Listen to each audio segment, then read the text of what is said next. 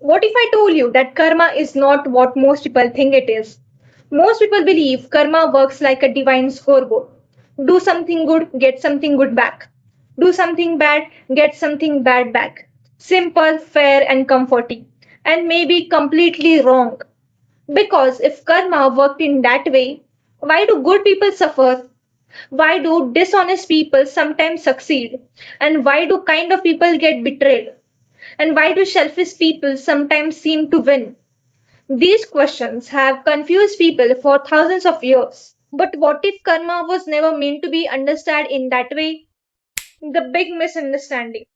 The word karma has become one of the most misunderstood words in the world. People say things like, he cheated someone, karma will get him. She was rude, karma will punish her. As if karma is some invisible police officer following people around. But when you read deep into Indian philosophy, karma is far more fascinating than that. Far more powerful, and honestly, it's far more terrifying. Karma is memory. Imagine you walk through a forest. Once, nothing happens. Walk the same path every day. Soon a trail appears.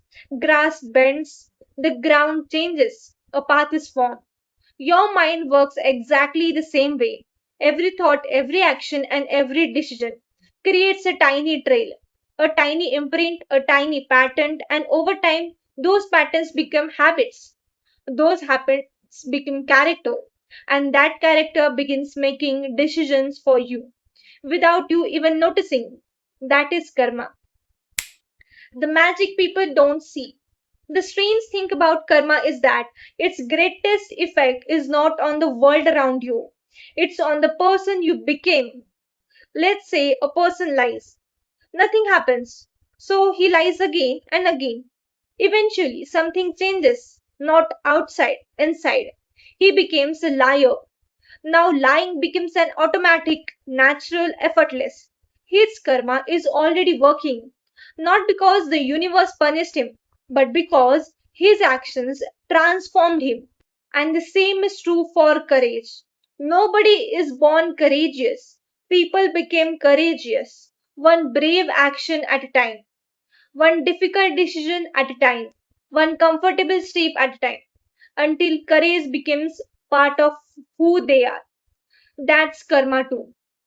The secret Krishna understood. Krishna knew something most people still don't understand.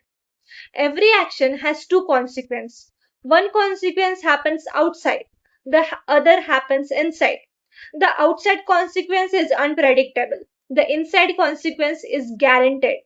You study hard, maybe you top in the exam, maybe you don't. The outside result is uncertain, but discipline was built inside you. The result is guaranteed.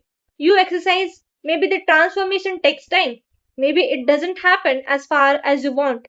But self respect is being built. That result is guaranteed.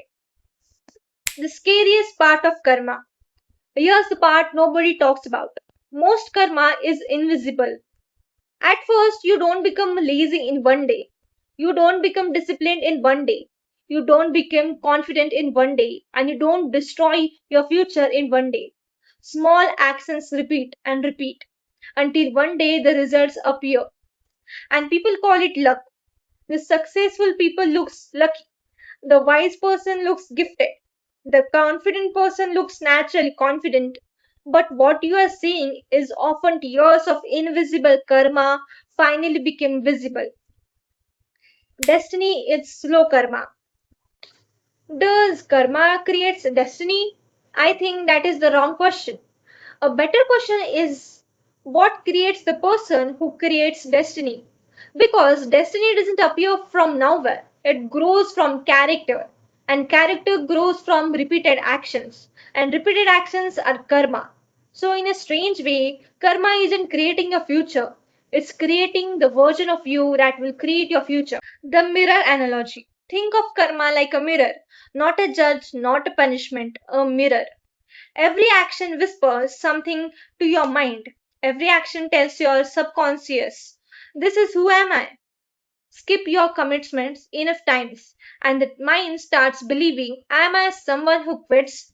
Keep your commitments enough times, and the mind starts believing, I am someone who follows through. The world sees actions. Your subconscious sees identity.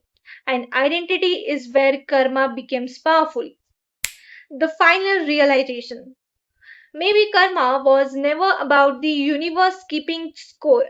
Maybe karma is the universe asking one question every single day, every single moment, with every decision. Who are you becoming?